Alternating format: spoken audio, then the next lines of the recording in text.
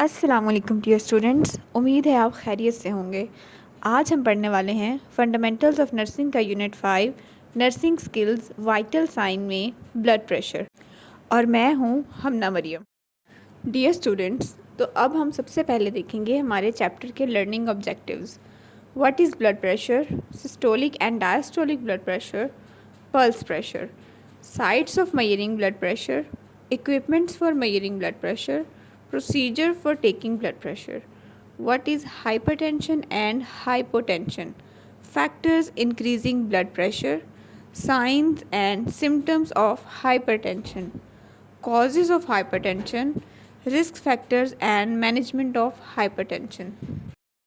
सबसे पहले what is blood pressure. Blood pressure is the force required by the heart to pump blood from the ventricles of the heart into the arteries. यानी blood pressure एक ऐसी force है जिससे blood pump होता है ventricles of the heart से arteries की तरफ। इसके अलावा blood pressure is the amount of force exerted on the arterial wall while the heart is pumping blood. यानी वही फोर्स जो आर्टीरियल वॉल फेस करती हैं जब हार्ट ब्लड को पंप करता है। Specifically when the ventricles contract, जब वेंट्रिकल्स कॉन्ट्रैक्ट करते हैं, it is measured in systolic and diastolic pressure. Systolic pressure it is known as the force to pump blood out of the atrium. यानी active heart beat में जो pressure generate होता है उसे systolic pressure कहते हैं। Diastolic pressure it is known as the relaxation period of the heart pump और ventricles. यानी जब हार्ट पंप रिलैक्स करता है तो उस वक्त जो प्रेशर जनरेट होता है वो होता है diastolic pressure. Now what is pulse pressure.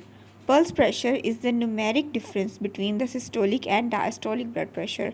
Numeric means numbers का डिफरेंस है, उनकी वैल्यूज़ का डिफरेंस है। For example, if the resting blood pressure is 120/80 mm of Hg, the pulse pressure is 40. That is the difference between 120 and 80. A pulse pressure within 40 is the normal and healthy pulse pressure. A pulse pressure greater than 40 mm of Hg is abnormal. मगर ये older adults के लिए abnormal है। Athletes का normally pulse pressure increase ही होता है, more than 40 mm of Hg ही होता है। A high pulse pressure may be a strong predictor of heart problem such as valve regurgitation, especially for older adults. A pulse pressure lower than 40 may mean a patient have a poor heart function. यानी कि heart blood के लिए उतना pressure generate कर ही नहीं पा रहा है। A widened pulse pressure may be an indicator for the cardiovascular disease and anemia. A narrowed pulse pressure may be an indicator for congestive heart failure, stroke or shock. यानी blood volume increase decrease होने से या फिर heart failure होने से भी pulse pressure increase और decrease होता है। डियर स्टूडेंट्स, तो अब हम पढ़ेंगे sites for measurement of blood pressure. यानी हम कौन कौन सी साइट से ब्लड प्रेशर मेजर कर सकते हैं। The most common site for indirect blood pressure measurement is the clients arm over the brachial artery. यानी आर्म में ब्रेकियल आर्टरी के ऊपर हम ऑस्कल्टेट करेंगे और जो कफ होगा वो अपर आर्म पर लगाएंगे, तब हमें ब्लड प्रेशर मिलेगा। When the client's condition prevents auscultation of the brachial artery, the nurse should assess the blood pressure in the forearm or leg side. जैसे कि ब्रेकियल आर्टरी की साइड पर अगर बर्न हुआ है तो हम वहाँ से ब्लड प्रेशर नहीं मेजर कर सकेंगे, क्योंकि हम वहाँ से ऑस्कल्टेट ही नहीं कर सकेंगे। इस वजह से फोरआर्म या फिर लेग की साइड से ही हम ब्लड प्रेशर मेजर करेंगे। When the pressure measurement in the upper extremities are not accessible, the popliteal artery located behind the knee become the site of choice. अगर क्लाइंट की रेडियल और brachial artery accessible नहीं होगी तो हम फिर popliteal artery को देखेंगे। The nurse can also assess the blood pressure in other sites such as the radial artery in the forearm and the posterior tibial और dorsalis pedis artery in the lower legs. यानी lower leg के अंदर भी हम blood pressure measure कर सकते हैं इन arteries को असेस करने से। डियर स्टूडेंट्स, तो अब हम देखेंगे कि ब्लड प्रेशर मेजर करने के लिए हमें कौन कौन से इक्विपमेंट्स चाहिए। सबसे पहले स्टेथोस्कोप एंड स्फिग्मोमैनोमीटर, जो कि इलेक्ट्रॉनिक और डिजिटल डिवाइसेस में भी अवेलेबल है। इसके साथ अल्कोहल कॉटन स्वैब। तो अब हम देखेंगे कि ब्लड प्रेशर मेजर करने का प्रोसीजर क्या है। Place equipments on the bed and roll the patient sleeves. अपने इक्विपमेंट्स को हम साइड पर रखेंगे और साथ ही पेशेंट की स्लीव्स को ऊपर रोल कर देंगे। Place centre compression bag over the artery just above the elbow. जो कंप्रेशन बैग है उसे हम ब्रेकियल आर्टरी के बिल्कुल ऊपर थोड़ा सा 2 से 3 फिंगर्स अबव रखेंगे। Fold the cuff around the arm, look at the pulse brachial artery by feeling. यानी ब्रेकियल आर्टरी को हम फील करेंगे कि वहाँ हमें मिल रही है, तो फिर उस कफ को हम बाजू के ऊपर लपेट देंगे। Adjust stethoscope, put the bell on artery. Stethoscope की 2 साइड होती हैं, एक डायफ्राम और बेल। हम बेल साइड से ऑस्कल्टेट करेंगे। Pump up the compression bag को हम पंप करेंगे। उसको क्लोज करने के बाद release compression bag slowly by screw को हम ढीला ढीला खोलेंगे जिससे उसकी एयर निकल जाएगी। Note carefully reading of mercury. अब उसकी जैसे जैसे एयर बैग से निकल रही है, मर्करी के लेवल को हम मॉनिटर करेंगे। When first sound is heard it is called systolic. The point where second sound is heard is called diastolic. हमें टिक की आवाज़ आएगी। जो रीडिंग आएगी उसे हम बीपी चार्ट पर रिकॉर्ड कर देंगे। Normal blood pressure is 120/80 mm of Hg, यानी मर्करी का level 120 to 80। Now what is hypertension? Hypertension refers to a systolic blood pressure more than 120 mm of Hg or 20 to 30 mm of Hg more than the client's normal systolic pressure। यानी client का pressure 120 mm of Hg से above हो या फिर उसके normal pressure से 20 to 30 units ज़्यादा हो तो उसे हाइपरटेंशन कहेंगे। Hypotension refers to a systolic blood pressure less than 90 mm of Hg और 20 to 30 millimetre of Hg below the clients normal systolic pressure. अगर 90 से बिलो होगा ब्लड प्रेशर या फिर 20 to 30 millimetre of Hg normal systolic pressure से कम होगा तो उसे हाइपोटेंशन कहेंगे। तो अब हम देखेंगे कि फैक्टर्स इंक्रीजिंग ब्लड प्रेशर, वो फैक्टर्स जो कि ब्लड प्रेशर को बढ़ा देते हैं। सबसे पहले as. In older adults, the diastolic pressure often increases as a result of the reduced compliance of the arteries। उम्र के साथ जो आर्टरीज हैं वो बहुत ज़्यादा वीक हो जाती हैं जिसकी वजह से ब्लड प्रेशर इंक्रीज़ हो सकता है। Second, exercise.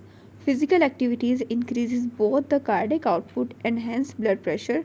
Thus, the rest of 20 to 30 minutes following exercise is indicated before the blood pressure can be reliably assessed।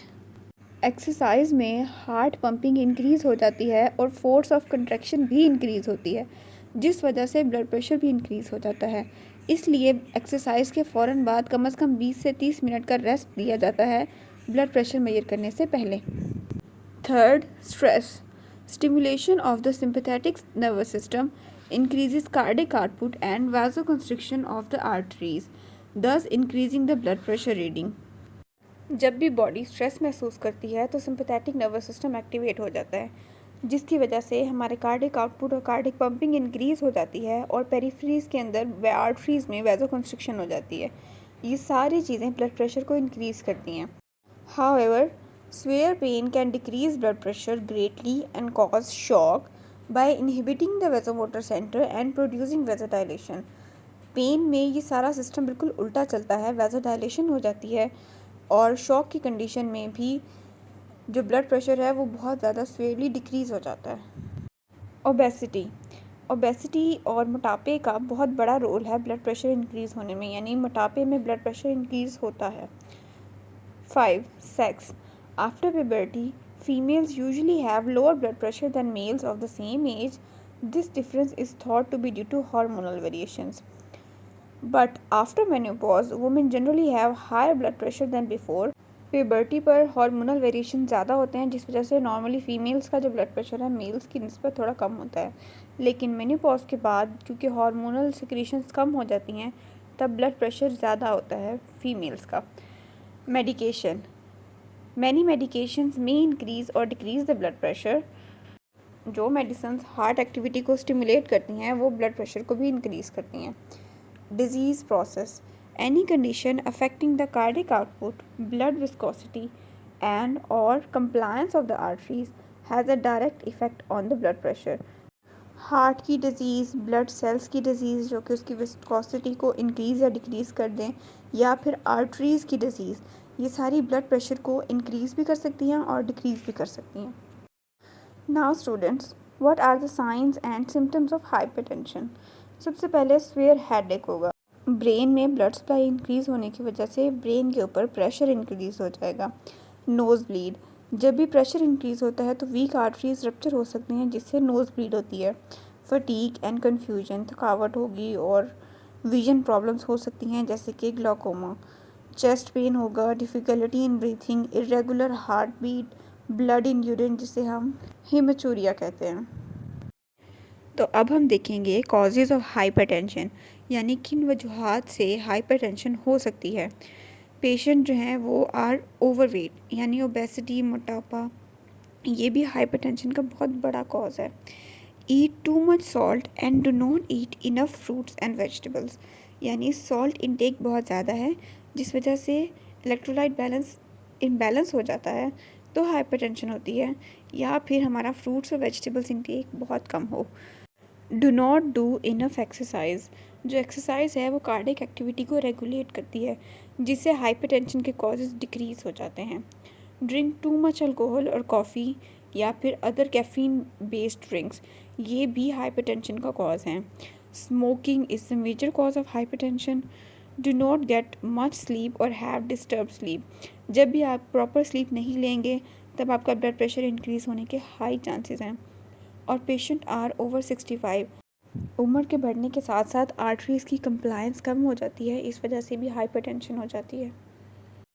Dear students, तो अब हम देखेंगे कि what are the risk factors, वो कौन कौन से रिस्क फैक्टर्स हैं जिसकी वजह से ब्लड प्रेशर हाई हो सकता है।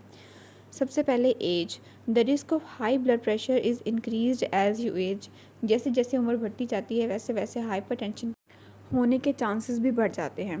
फैमिली हिस्ट्री, यानी कि आपकी फैमिली में ऑलरेडी हाइपरटेंसिव पेशेंट्स होंगे तब भी बहुत ज़्यादा रिस्क है कि आप भी हाइपरटेंसिव हो सकते हैं।